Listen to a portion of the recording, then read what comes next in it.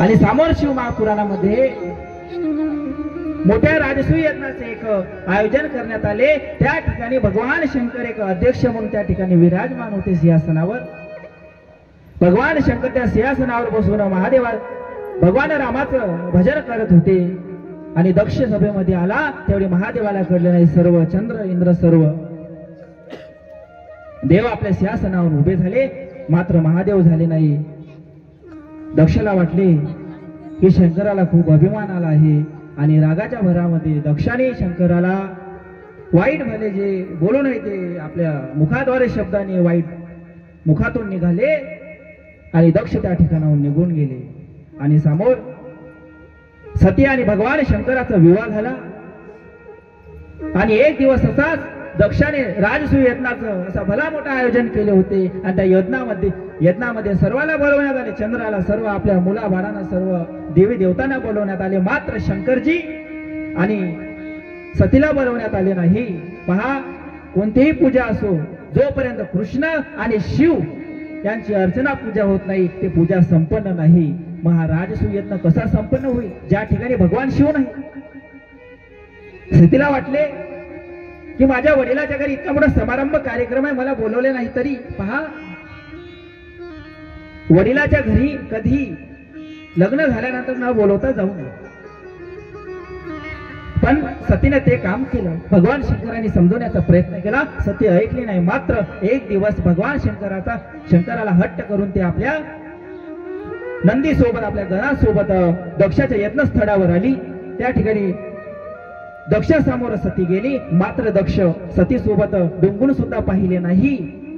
सतीला खूप वाईट वाटले आणि त्या यज्ञस्थळी सुद्धा दक्षाने सती समोर भगवान शंकराला जे बोलू नये ते बोलले। सती हे पहा, कोणतीही पत्नी आपल्या माहेरी आपल्या पतीची निंदा चेष्टा हे सहन करू शकत नाही। तिला पश्चाताप झाला, महादेवांनी मला सांगितले जाऊ नको, पण मी या ठिकाणी आले आणि त्या ठिकाणी जे ठिकाणी यज्ञ चालू होता त्या यज्ञ कुंडामध्ये सतीने आपला देह टाकला आणि आपले जीवन संपूर्ण त्या ठिकाणी अग्नीमध्ये अग्निदेवतेला सुपूर्द केले आणि आपले जीव संपवला। आणि हे गोष्ट हे वार्ता कैलासावर नंदी सरोवर भगवान शंकरापासून गेले। भगवान शंकराने आपल्या जेठेतून एक केस काढले आणि खाली टाकले, त्यापासून वीरभद्र तयार झाले। बोले वीरभद्र भगवान की जय। आणि त्या ठिकाणी वीरभद्र भैरव तयार झाले आणि भैरव काही गणांसह खडग आपल्या हातात घेऊन, त्रिशूल हातात घेऊन यज्ञस्थळी आले आणि सर्वांचा संहार करू राहिले। सर्वांसोबत घनघोर असे युद्ध चालू आहे। काल भैरव आपल्या मदामध्ये इंद्रदेव, चंद्रदेव, सूर्यदेव सर्वांचा संहार करत आहे, सर्वांना आपल्या खडगाने कापत आहे। सर्व कृती थरथर कापू लागली। आता काय होईल? इंद्र चंद्र विष्णू पाशी गेला, विष्णू सुद्धा आला आणि भैरवासोबत युद्ध करू राहिला। भैरवाने विष्णुदेवाला समजाले, विष्णुदेव तुमचा आणि आमचं मॅटर नाही, तुमचं आणि आमचं मॅटर नाही, तुम्ही साईट नका। तरी विष्णू ऐकले नाही, विष्णूला पराजित केले काल भैरवाने। काल भैरव म्हणजे कोण? भगवान शंकर जेठातून निघालेला साक्षात भगवान शंकराचा अंश होता। ब्रह्मदेवाले ब्रह्मदेवाचं मस्तक धडा वेगळं केलं। सूर्यदेव, चंद्रदेव सर्व आपापल्या घरी जाऊन लपले। काल भैरवाचा सामना करण्यामध्ये कोणाची ताकद नव्हती। त्यावेळी सर्व महादेवापाशी गेले आणि महादेवाला विनंती केली, महादेवा तुम्ही तुमच्या अंशाला थांबवा, तुम्ही तुमच्या अंशाला थांबवू शकता। आणि महादेव त्या ठिकाणी आले आणि दक्षाचे आपल्या त्रिशूलाने धड वेगळे केले आणि काही वेळेनंतर भगवान शंकराचा क्रोध शांत झाला। सर्व विष्णूंनी, ब्रह्मानी, सर्व इंद्रचंद्र गंधर्वांनी भगवान शंकराला विनंती केली, देवा दक्ष या प्रजा उत्पत्ती करणार आहे, दक्ष राहणार नाही तर पृथ्वीची उत्पत्ती कुठून होणार?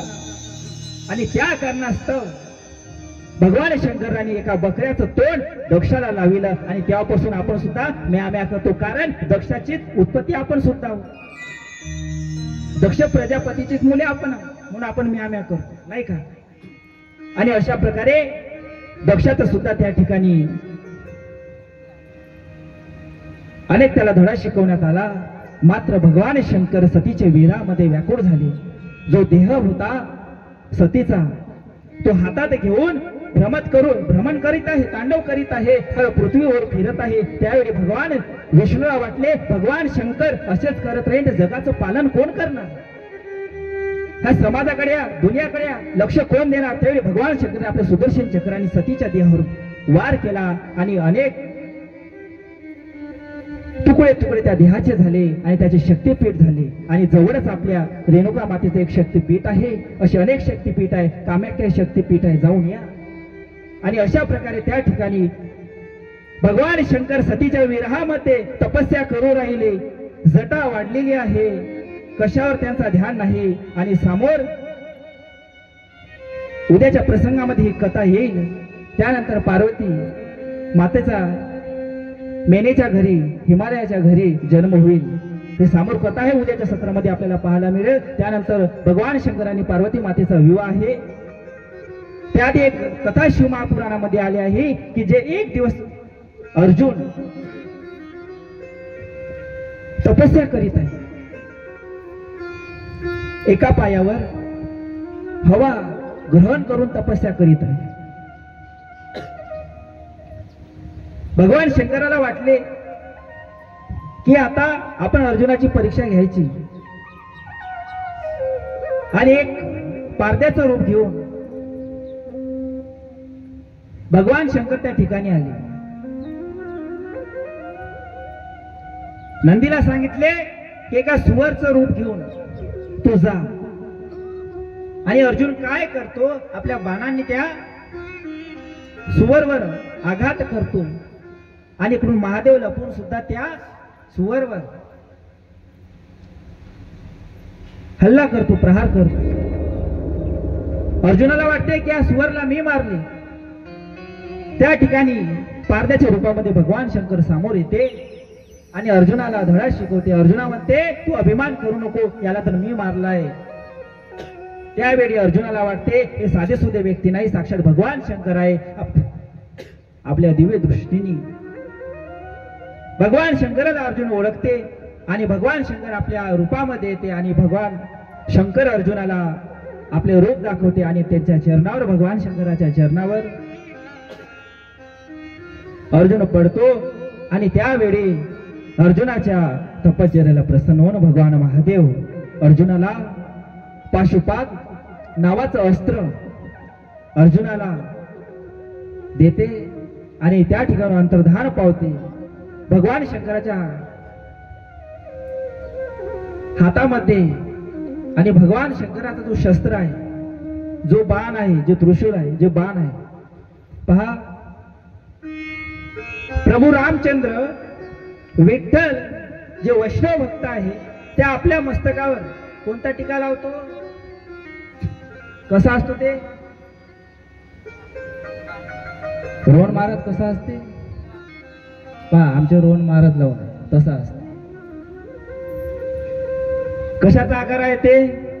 त्रिशूल सारखा आकार आहे. जो शिव भक्त आहे तो कसं टीका लावतात?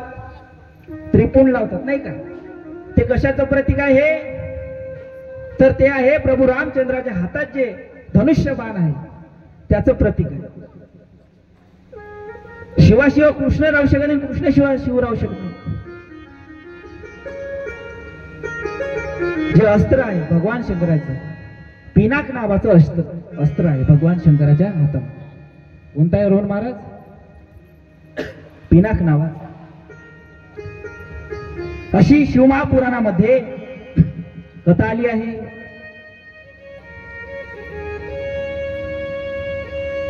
अनेक ज्योतिर्लिंगाची माहिती, 5 ज्योतिर्लिंग, 11 अवतार. किती अवतार आहे भगवान शंकराचे? अवतार 11 अवतार आहे. 11 अवतार. ज्योतिर्लिंग किती आहे? 12 ज्योतिर्लिंग. हे झाले मुख्य 12 ज्योतिर्लिंग. आणि असे अनेक ज्योतिर्लिंग आहे, त्याचे उपप्रकार आहे. आणि त्या उपप्रकाराची ज्योतिर्लिंगाची माहिती आपण उद्याच्या सत्रामध्ये ऐकू. पण शिवाचं तत्व हे नीट समजून घ्या. शिव कोण आहे? तर शिव हेच आहे, शिव हेच माता आहे. अशी एक कथा आहे पहा.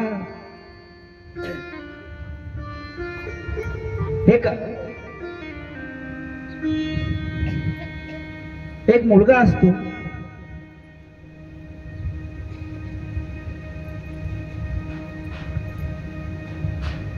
एक गरीब घराणं असते. त्या गरीब घराण्यामध्ये एक त्याची आई असतो, तो मुलगा असतो. त्याची आई असते आणि त्याच्या आईकडे त्या मुलाला पाहण्याची सुद्धा इच्छा होती. काय ना हो, पाहण्याची सुद्धा इच्छा होती.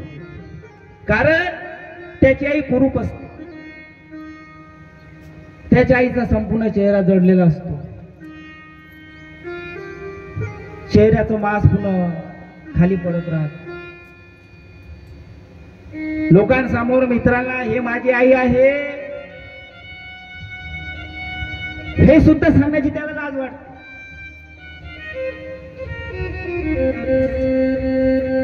कसे बसा तो मुलगा शिकत राहतो, शिक्षण घेत राहतो आणि तिचं विद्रूप रूप पाहून, कुरूप रूप पाहून तिला कोणी कामही द्यायचं नाही. तर कशी ते आपलं घर कामावर जाऊन ते आपलं उदरनिर्वाह आणि मुलाचं शिक्षण पाणी खाण्यापिण्याची व्यवस्था करायची. आणि हा मोठा झाला, 10वी झाली, 12वी झाली आणि बाहेर तो शहरामध्ये शिकण्यासाठी निघून गेला तो मुलगा. आणि तिकडेच त्याचा विवाह सुद्धा झाला. मात्र आपल्या आईला हा विसरला. आईला फोनही करायचा नाही, चिठ्ठीही पाठवायचा नाही.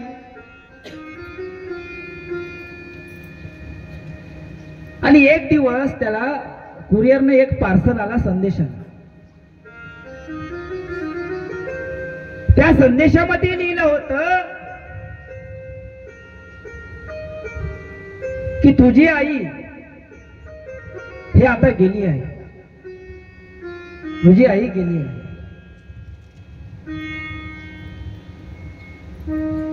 तो मुलगा जागेवर रडतो. समोर तो मुलगा पत्र वाचतो.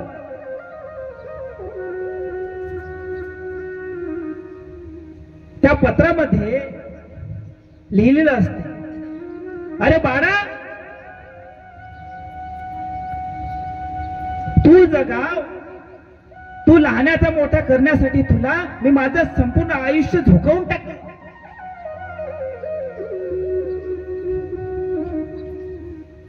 अरे तू माझ्या कुरूप रूपामुळे मला नजरअंदाज केला, शहराकडे निघून गेला, मला दुसऱ्याची ओळखही दाखवली नाही.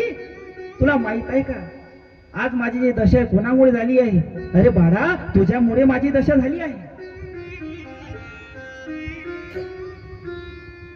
तुझ्यामुळे माझी दशा झाली आहे.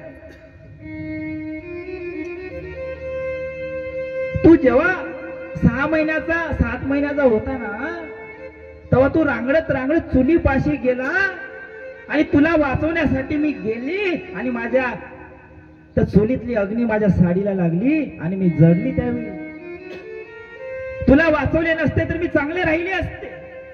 आणि ह्याच कारणामुळे माझा नवरा सुद्धा मला सोडून गेला. ह्याच कारणामुळे माझा नवरा सुद्धा मला सोडून गेला आणि तू मला दूर केले. अरे लक्षात घ्या, ज्या मुलाला आपण लहानाचं मोठं करतो तो मुलगा आपल्याला लहान करून उचलते. आपल्या लेकरांना आपली किंमत आहे नाही. अरे माय गेल्यानंतर आपल्याला बायचं महत्व समजतं. माननीय पंतप्रधान नरेंद्र मोदी ज्यावेळी त्यांच्या आईचा मृत्यू झाला, त्यांच्या मनात विचार आला असता तर राष्ट्रीय स्ट्राईक सुद्धा केली असती, सारा देश बंद केला असता आणि भव्य अंत्ययात्रा काढली असती. पण त्या व्यक्तीनं मात्र तसं केलं नाही. ग्रामीण रुग्णालयाच्या रुग्णवाहिकामध्ये घेऊन एका गावाच्या कडे स्मशानभूमीमध्ये नेऊन आपल्या आईला जाडलं. तो पंतप्रधान नरेंद्र मोदी जेव्हा लता मंगेशकर यांचा अंत होतो, मृत्यू होतो, भव्य अशी रॅली काढते, भव्य अशी अंत्ययात्रा काढते, देश बंद ठेवते, ते आपल्या आईसाठी करू शकले नसते का? अरे मुलगा जन्माला घालायचा असेल तर छत्रपती शिवाजी महाराजांसारखा घाला, जे रायगडाच्या पायथ्यापाशी आपल्या आईसाठी राजवाडा बांधला नाही, त्या अकबरानं आग्र्याला एका आपल्या पत्नीसाठी ताजमहल बांधला. माग मी ज्यावेळी ताजमहल पाहण्यासाठी आग्र्याला गेलो, काय आहे तिथे 2 समाध्या फक्त ठेवले. पण तुम्ही रायगडावर जा, शिवनेरी किल्ल्यावर जाऊन पहा, आपल्या आईसाठी काय केलं आहे. तो मुलगा समोर पत्र वाचतो, त्या पत्रामध्ये लिहिले असते, रे बाळा तुला वाचवले नसते तरी आज मी चांगले राहिले असते. तो मुलगा तिचा बाळ ढसा ढसा रडतो आणि तसाच तो घरी येतो, आपल्या गावी येतो आणि पुन्हा त्या ठिकाणी एक पत्र ठेवलेलं असते, एक ड्राम असते ना, ज्या ड्रामामध्ये तुम्ही गहू तांदूळ काही धान्य ठेवता, त्याच्यावर एक भरणी होती, त्या भरणीच्या खाली एक चिठ्ठी ठेवली होती. बाळा तू जेव्हा जेव्हा मनी ऑर्डरने मला पैसे पाठवत होता, ते पैसे ह्या पेटीमध्ये, ह्या भरणीमध्ये तसेच साठवले आहे. मी एकही रुपया तुझा खर्च केला नाही. मात्र हे जे पैसे आहे ना, तुझ्या लेकरांना, माझ्या नातवडांना तू खाऊसाठी त्यांना हे पैसे दे. तू खाऊसाठी हे पैसे दे, पण त्यांना सांगू नको हे पैसे तुझ्या आजीने दिले आहे. तर म्हणती की चांडाळणीनं पैसे दिले नाही का, सांगू नको या चांडाळीने पैसे दिले. ढसा ढसा रडतो महाराज. मात्र असू पुसण्यासाठी त्याच्यापाशी काहीच राहत नाही, रुमाल सुद्धा राहत नाही. एकच वस्तू ते आसू पुसण्यासाठी राहते, ते म्हणजे त्याच्या आईची साडी तिथे ठेवलेली राहते. आणि त्याच आईच्या साडीने तो मुलगा आपले अश्रू पुसतो. सांगण्याचं एकच तात्पर्य आहे महाराज, की आपल्या आईचा पदर, आपल्या आईची साडी, जेव्हा आपण लहान असतो आपल्याला भीती वाटते, तेव्हा आपण आपल्या आईच्या पदरामध्ये जाऊन लपतो. ते भाग्य, ते कोश आपल्याला 5 स्टार हॉटेलमध्ये जाऊन गादीवर झोपण्यावर सुद्धा येत नाही, जितका आपल्याला माईच्या मांडीवर झोपण्याचा जो आनंद आहे, सुख प्राप्त होतो आपल्याला, ते कशातही नाही. म्हणून आईचे महत्व जाणा, बापाचे महत्व जाणा. लक्षात घ्या, हे तर झालं आईचं महत्व. जेव्हा आपल्याला ताप राहते, रात्रभर आपल्या डोक्यावर पट्ट्या ठेवताना आपल्याला आई दिसते, पण जो बाप कबाड कष्ट, बाप कुणाला आठवला का? अरे स्वतः फाटकी बन्याल घालतो, अरे बाप लेकरासाठी शर्ट आणतो, तो बाप आपल्याला दिसला काय? नाही. अरे जेव्हा मुलीचं रडणं असते, तर बाप एका कोणत्यामध्ये जाऊन रडतो, पण बापाचं रडणं कोणाला दिसलं नाही.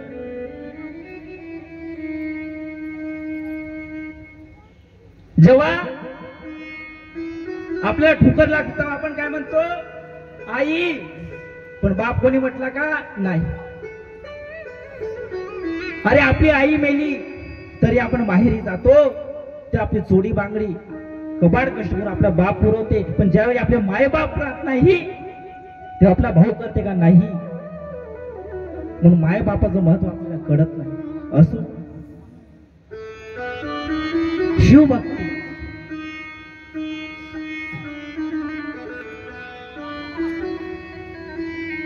कृष्ण भक्ती हा आनंदाचा विषय आहे. माझ्या शिवाला प्रेमाशिवाय दुसरं काही पाहिजे.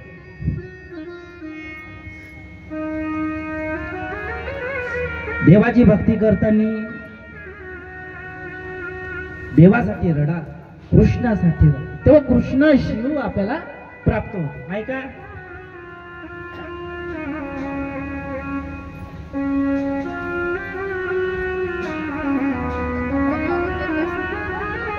तो शिवाची भक्ती होऊ शकत नाही. म्हणून देवाला शिवाला आपले संकटे सांगा, हे भोले बाबा मुझे हर दुख से बाहर निकालिए, आणि जे काही उपाय आहे तुम्हाला 7 दिवसामध्ये सांगेल ते नक्की करा आणि पुढच्या वर्षी कथेमध्ये येऊन मला नक्की सांगा, कारण माझा या शिवपुराणावर विश्वास आहे. आणि विश्वास नसता पहा, मी आधी भागवताचा अभ्यास केला, मी आधी भागवत कथा करत होतो, पण अचानक भगवान शंकराचा अनुग्रह झाला आणि शिवमहापुराण कथा प्रारंभ केली. आणि आजही मी जेव्हा जेव्हा ज्या ज्या वेळी या व्यासपीठावर बसलो, कधीही मला माझ्या गुरुने सांगितलं, आशिष ज्या वेळेस त्या व्यासपीठ ग्रंथावर बसशील ना, ग्रंथ पुराण वेद 4 वेद 6 शास्त्र 18 पुराण संहिता ह्या सर्व बाजूला ठेव, आणि जे आपल्या हृदयात आहे, जो शिव आपल्या हृदयात आहे, तो शिव मुखातून स्वतः बोले, कृष्ण स्वतः बोले, असा विश्वास आपल्याला स्वतःवर असला पाहिजे. म्हणून कृष्ण भक्ती याच्यामध्ये मग्न राहा. सुंदरशी अशी एक झाकी होईल आणि त्या झाकीनंतर झाकी घेऊन या. तोपर्यंत आपण भगवान शंकराचं भजन करू.